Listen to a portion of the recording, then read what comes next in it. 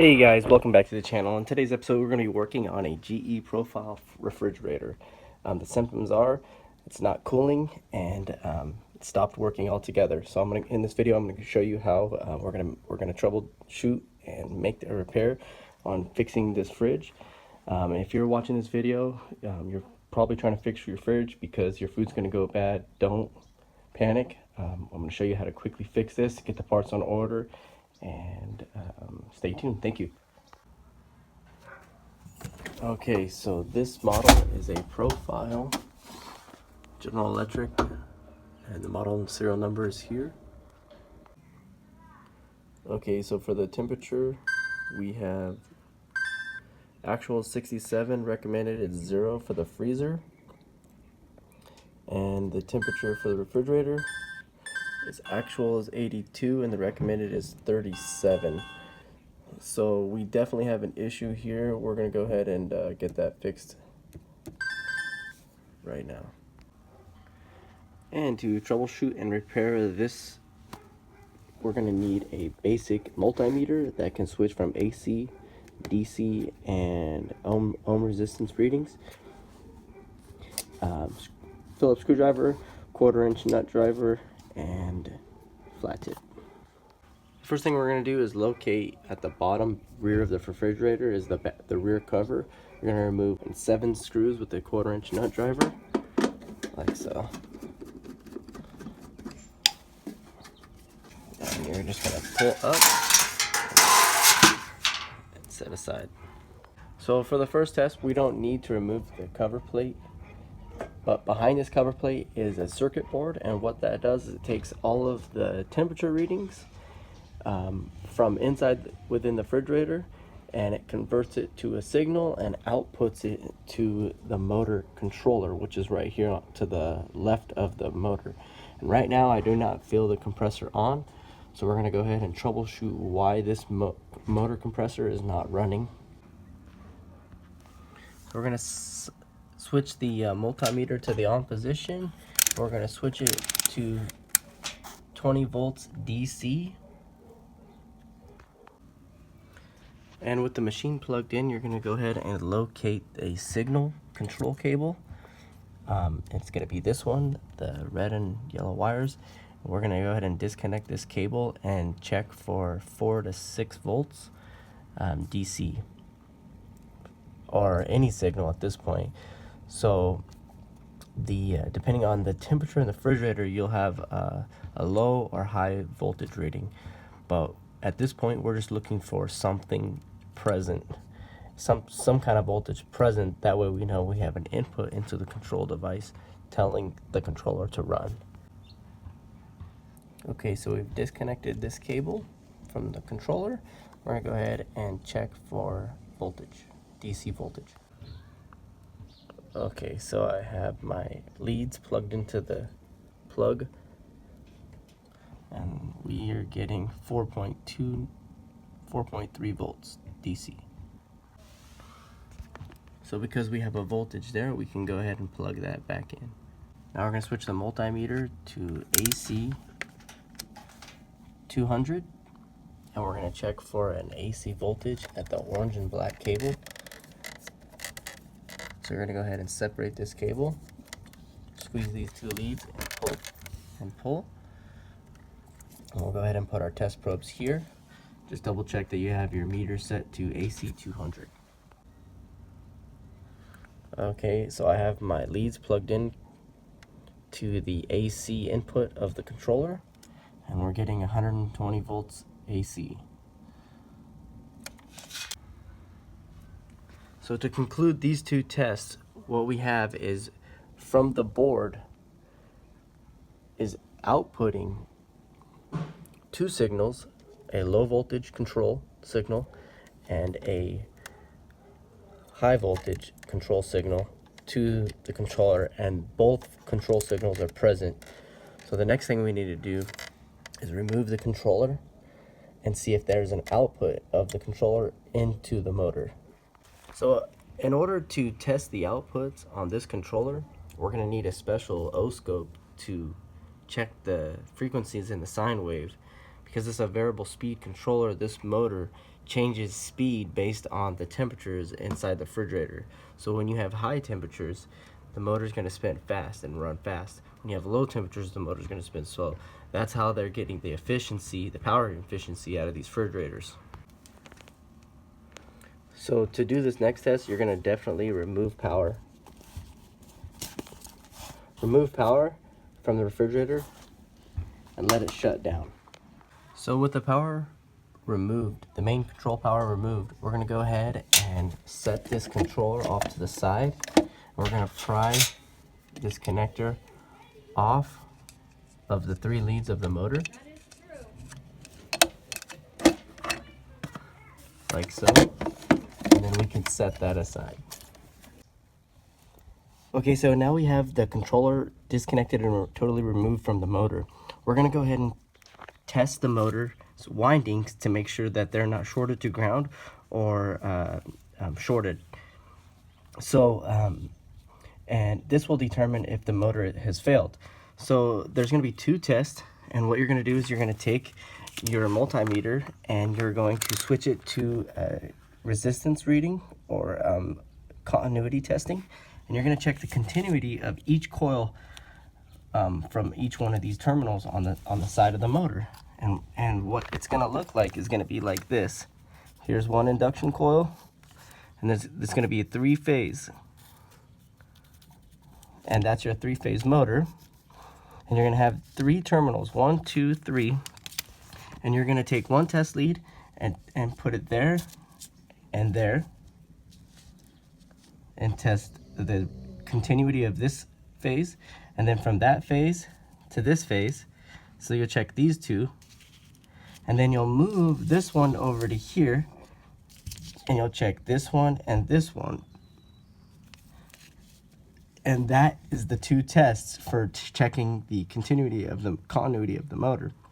And this will determine if the motor is shorted or one of these coils has opened up and failed. And then we would need to, if that's the case, then we need to replace the motor compressor. And if that's not the case, then we'll go back upstream into the controller. And if the motor tests good, and we have inputs in the controller, then the controller is bad. So we're going to go ahead and take this test. I have some alligator clips that I'll just clip onto one and test each one, and each coil reading should be fairly equal to each other. So from here to here, if it reads 10, you should have 10 all the way across each phase. So we're going to go ahead and do those 2 tests now. Okay, and with my meter set to resistance, I have 2 clamps. 2 alligator clips on my leads. We're going to go ahead and test the 2 terminals, and we are getting about 90 ohms.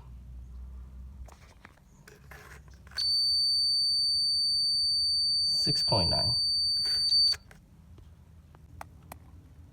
And if you can see it, we moved it to the other side, and we're getting the same reading, about 7 or 7.4 ohms. And then we'll switch this side over here to the green one. And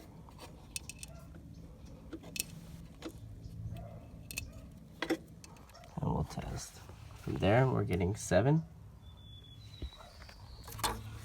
And we'll move the green one to the bottom. And we're getting 7. Okay, so with 7 across each phase, that's saying our motor is good. So now we've determined that the motor is good, and we have inputs into the controller, but no outputs to the motor. So this is telling me that the controller is bad. With the plug disconnected, we're going to go ahead and remove the controller by disconnecting this cable and this cable. We're going to remove the controller. It's a tight corner. It'll take some maneuvering to get it out, but it will come out. Here we go. Okay, so now the controller is out, and the part number for the controller to be replaced is going to be VCC3 1156C1 F50. And just comparing to our readings, the inputs that we put into the controller were 120 volts at 60 hertz, 3.3 amps, single phase, which is what the electrical phase we use in most residential areas. And then the output of the controller was 230 to 53 volts AC 3-phase, which we have no way of testing the output of this controller unless we have a digital readout or some kind of scope that can test that. So we know we're not getting an output, a good output signal to the motor, so we're gonna go ahead and replace this controller, and we should be good. So I'm gonna go ahead and order this part, and see you soon. Welcome back, guys. And so now we have a controller. I actually purchased this one on eBay for $36, free shipping, and it is the exact same part as the original one. Now, if you're liking this video, please give me a thumbs up and consider subscribing. But I wanted to share this with you. I had a backup refrigerator in my garage, so I ended up moving that into the house, and we left this one outside. So if you have time, go ahead and purchase one of these from eBay. You can probably find one for really cheap, under 40 bucks. But if you don't have time and you need it like right now, you're going to be paying about $160, $170 for the controller. Unfortunately, that's how things go. But because I had time, I was able to get this a lot cheaper. I waited about 3 weeks and it came in the mail. So we're going to go ahead and try this controller out and see how it does.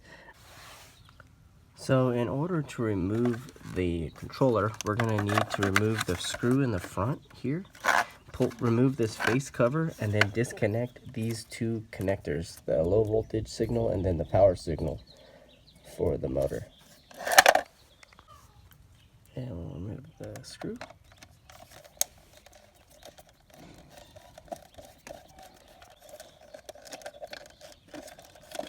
And off this little tab on the side pulls off. It exposes your wires. You're going to go ahead and remove both of these wires here. Remove the screw from the front of the new controller. Oh, and it's going to take some prying off. Once you get it, you can pull this tab off, take the cover off the new controller. And we're going to go ahead and replace the two cables on the old controller. Replace everything is the same over on the new controller. And if you can see, this just has a little terminal clip, and we'll go ahead and just squeeze the tab and plug it in and right into the new one. And there you go, there you have it. And then we'll take our ground here, remove that, and put it here. And then button up our two connectors like that. And then the orange and black one for 120 volt, like this. Just like that, black on one side, orange on the other. Now we have the new controller installed. Okay, and on my controller I have a grounding terminal. You can see it right here. I'm going to plug that in, and then we'll take the plug from the controller and plug that in to the motor. You want to make sure it goes on there real nice and snug, and then it's all the way back on the leads. And just above that terminal is this guy right here. It's like a rail. That's what the controller rests on top of. So you can see on the old controller here, right here, just underneath this lip is where it will rest on this rail. So you'll just take the controller and you'll set it on top of there, and then there's a small screw hole there. You'll put the screw, and you put your screw back there, and that'll mount the controller back to the compressor. Now I'm gonna leave mine loose in here for testing purpose, but you'll see here there's some tabs that you can snap off, and that'll help leave some pressure off of these cables that come out the side. But don't forget to put your cover back on your main screw. Now we're gonna go ahead and plug this thing in and watch to see if this motor kicks on. Okay, so I just plugged in the unit and we're gonna go ahead and there it goes. You guys probably just now heard that, but the motor is running now. The controller just outputted a signal. Okay, so now that we have verified that the motor is running, there's a few other checks that we want to do just before we call it totally repaired. So the first thing we want to do is check the condenser and evaporator fans to locate those. Mine is currently out of the condenser coil, but you'll locate the fan here. Now when the motor starts running, that fan should come on, so you want to double check that the fan is coming on and turning on. In my case, it's not. The motor is running, but the fan is not on. Stay tuned for in the next episode how we're going to go ahead and troubleshoot and repair the fan, and also possibly replace it. So stay tuned for that in the next video. But we're going to go ahead and go around to the front and check for the evaporator fan and make sure that's running as well. Okay, so to check the front evaporator fan, pull open the freezer door, and in the back you will see a cover with some slots, and you can see how that motor fan is moving. You can hear it. So that's the second check. We want to make sure that that fan is working. And then like I said, we're going to go ahead and watch the temperature in the control board and make sure that our temperatures are going to start dropping for the freezer from back down to 0, from 71 to 0, and then for the refrigerator, right now we're at 78 back to 37. So we're going to go ahead and monitor that and make sure that's working. But like I said, stay tuned for the next video where we're going to troubleshoot and diagnose the circuit for the condenser fan, and in my case it's not running, so that's going to be in another video. But like I said, if both your fans are working, the condenser and evaporator, and your motor is working, you should be good. And in the future we might be taking this apart and repairing it, so stay tuned for that video if you're one of those type of persons who like to diagnose and troubleshoot and possibly repair this controller, so you have a backup. If like I said, if you like that video, hit the thumbs up and consider subscribing and check out some other videos that may be useful to you. Thanks for watching. Have a nice day. Bye.